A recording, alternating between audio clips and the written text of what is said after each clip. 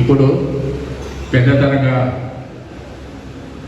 ఎక్కడ ఉంది అనే ఎలాంటి ఇబ్బంది లేకుండా వచ్చే భక్తాదులందరికీ రూట్ మ్యాప్ను ప్రదర్శిస్తున్నప్పుడు ఈ రూట్ మ్యాప్ ప్రకారంగా పెద్ద దర్గాకు వచ్చి భక్తులు తమ యొక్క కోరికలను తీర్చుకోవడానికి ఆస్కారం ఉంటుందని తెలియజేస్తున్నాం.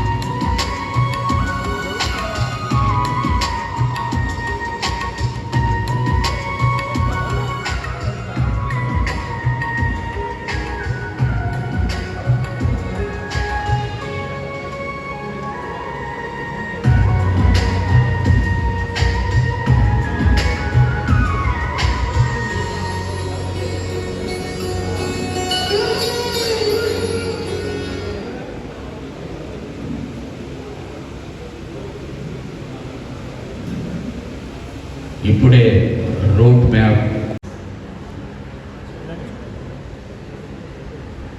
ప్రపంచ ప్రఖ్యాతిగాంచిన అమీర్పీర్ దర్గా 2024లో జరుగు ఉరుసు సందర్భంగా దర్గా పీఠాధిపతి అరిఫుల్లా సాహెబ్ గారికి ఇప్పుడే జిల్లా కలెక్టర్ గారు, గౌరవనీయులు పెద్దలు రామచంద్రయ్య గారు, ఎమ్మెల్సీ గారు, గౌరవ శాసనసభ్యులు, వేదిక మీద ఉన్న పెద్దలు, జిల్లా అధికారులు, ఈ కార్యక్రమానికి వచ్చిన పుర ప్రముఖులు, మత పెద్దలు అందరికీ కూడా నమస్కారం. మొట్టమొదటిగా కడప జిల్లాలో ఎంతో ప్రఖ్యాతిగాంచిన అమీర్పీర్ దర్గా, తిరుమలకు పోవాలంటే తొలి గడప దేవుని గడప, అదేవిధంగా మరియాపురం చర్చి, ఈ మూడు కూడా పెద్ద మతాలకు చెందిన 3 ఆధ్యాత్మిక కేంద్రాలు కడపలో ఉండడం కడపకు గొప్ప గర్వకారణం. కడపలో పుట్టినందుకు నేను కూడా చాలా గర్వపడతా ఉన్నా. మనమందరం కూడా కడపలో పుట్టినందుకు, ఇంత పెద్ద ఆధ్యాత్మిక కేంద్రంలో ఉన్నందుకు మనమంతా కూడా గర్వపడాలని చెప్పి మనందరినీ కోరుతా ఉన్నాం.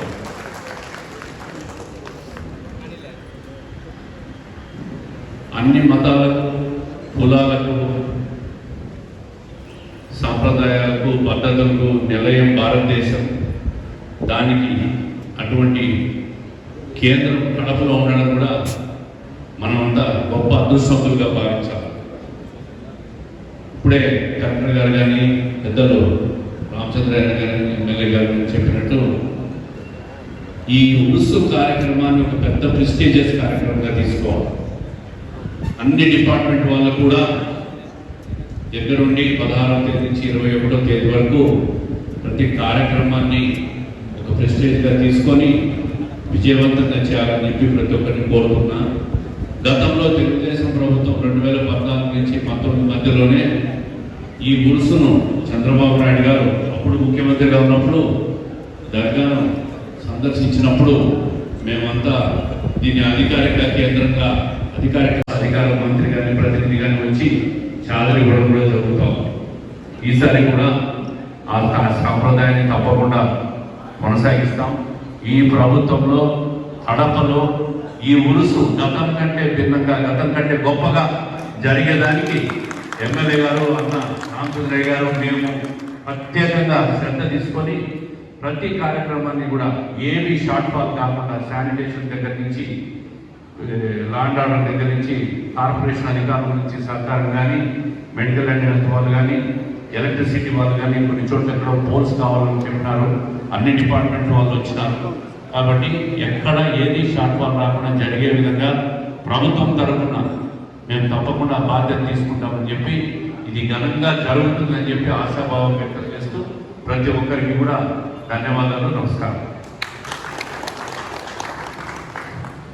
ధన్యవాదాలు సార్. తర్వాత పెద్దలు లక్ష్మీరెడ్డి వారిని 2 నిమిషాల్లో తమ సందేశాన్ని ఇవ్వబడుతున్నారు.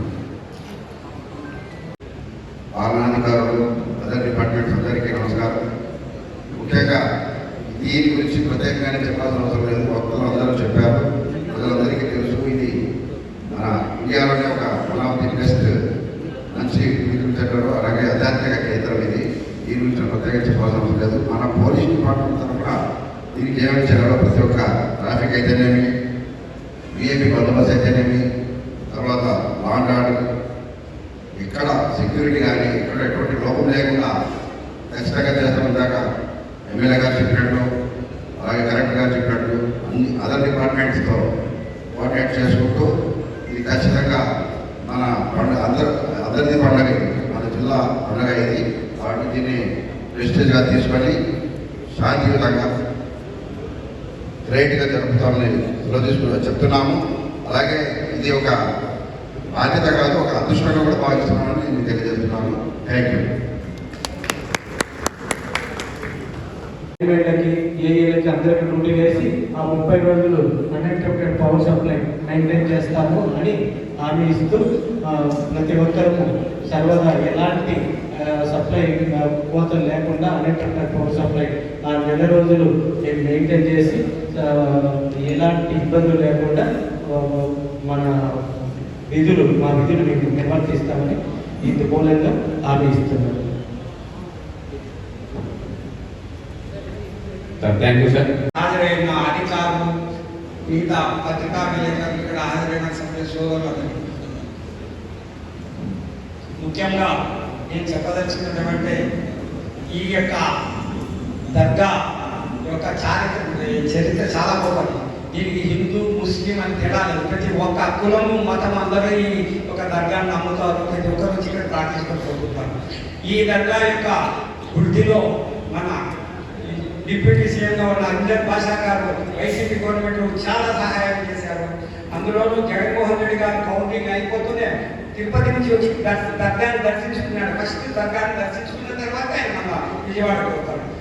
మరి ప్రతి ఒక్క రాజకీయ నాయకుడికి, ప్రతి ఒక్కరికి దర్గా అన్న మా గురుగారు అన్న భక్తి. Thank you sir. Thank you sir. తర్వాత గోవర్ధన్ రెడ్డి వారిని తమ సందేశాన్ని ఇవ్వకుండా కోరుతున్నాను సార్. సమయాన్ని దృష్టిలో పెట్టుకొని సందేశాన్ని ఇవ్వకుండా కోరుతున్నాను సార్. అందరికీ నమస్కారం. ప్రతి ఒక్కరికి పేరు పేరున స్వాగతం. పెద్ద దర్గా చాలా సందర్భాల్లో కృషి జరిగేటప్పుడు కూడా ఎన్ని జరిగినా మన దగ్గర పోలీసు దగ్గర కానీ, మున్సిపాలిటీ కానీ, ఈ పెద్ద దర్గా కానీ రోడ్ ట్రాప్ అనేది ఉంది. కొత్త సెక్షన్స్ ఏమైనా ఉన్నప్పుడు మనం దాంట్లో చూపించాలి. కొత్త సెక్షన్స్ అంటే ఆల్మోస్ట్ ఇంకా కొంత ఎస్పీ గారు రాసుకుంటాం. దానికి తగ్గట్టుగా కొత్త ఆచరణలు వస్తూ ఉన్నాయి. సీసీ కెమెరాలు అనేది కూడా ఉన్నాయి, అన్నీ ఉన్నాయి. ఎక్కువ పెడితే ఎవరైనా చిన్న సెషన్ చేసేప్పుడు మనం స్ట్రీట్లో కనబడిపోతే అప్పుడే క్యాచ్ చేసుకోవాలి. ఒకటి కొడితే కాబట్టి సీసీ కెమెరా ఎక్కువ శాతం మూవీ సీసీ కెమెరా కూడా పెట్టాలి. అది బాగుంటుంది, తెలియజేస్తాము. అదేవిధంగా ఈ పెద్ద దాంట్లో మరి ఆనాడు ఎన్టీ రామారావు తెలుగుదేశం పార్టీ కొత్తలో ఇక్కడికి వచ్చినట్టు సంగతి పెద్దదాన్ని. అదేవిధంగా చంద్రబాబు నాయుడు గారు ముఖ్యమంత్రిగా, ప్రతిపక్ష నాయకుడిగా ఈ యొక్క గంగా విశిష్టతను నలుమూలగా తీసుకెళ్లిన వ్యక్తి చంద్రబాబు నాయుడు. ప్రభుత్వ గీతంలో ఈ యొక్క పెద్దగా వాక్యాన్ని పెట్టడం జరిగింది. అంటే చంద్రబాబు నాయుడు గారు ఎటు తిరిగి గంగాను ఆ గీతంలో ఆ పాటలో చూపించాలని చెప్పేసి పెట్టించిన వాక్యం. మనం కూడా ఇక్కడ ఇంటికి వచ్చినప్పుడు ఇఫ్తార్ పెట్టాలంటే మా వాళ్ళందరూ కూడా ఎవరైనా ఉద్దేశం చెప్తే లేదు పెద్ద దర్గాల్లో పెట్టాలా, వాళ్ళు అనుమతి తీసుకొని ఆ అక్కడ పెట్టండి అంటే పెద్దదాకా అనుమానం. అదేవిధంగా లోకేష్ బాబు ముషాయిరాలు పెద్దదంగా ముషాయిరాలు పక్కనే కూర్చొని రాత్రంతా ఉన్నటువంటి సాగు